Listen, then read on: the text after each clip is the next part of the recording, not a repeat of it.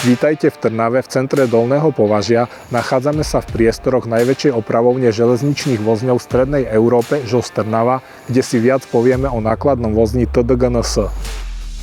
Jedná sa o dvojosový nákladný vozeň špeciálnej stavby s ochranným vnútorným náterom. Je určený na prepravu sypkých produktov chemického priemyslu, ktoré vyžadujú ochranu pred poveternostnými vplyvmi.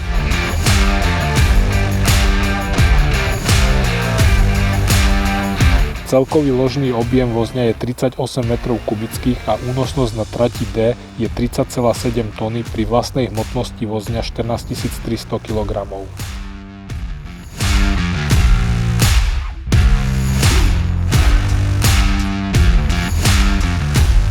Konštrukciu vozňa tvorí násypný otvor uzatvárateľný strechou a dva páry výstupných otvorov na oboch stranách vozňa. Násypný otvor o rozmere 7,9 x 1,2 metra umožňuje vykonávať mechanizovanú nakládku. Na každej pozdĺžnej strane vozňa sa nachádzajú dva výsypné otvory s rozmermi 500 x 400 mm uzatvárateľné klapkami.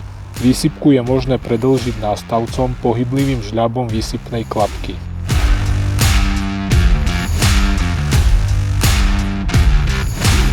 Ovládanie otvárania strešného mechanizmu je umiestnené na plošine vozňa. Pri otváraní strechy musíme najprv odistiť poistenie strechy vozňa. Jej otvorenie sa vykoná otáčaním kola v smere hodinových ručičiek. Po úplnom otvorení strechy sa ovládací mechanizmus zaistí.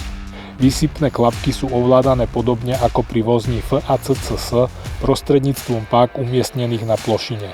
Pohyblivé žľaby výstupných klapiek sú ovládané osobitne zo zeme prostredníctvom jednoduchého mechanizmu.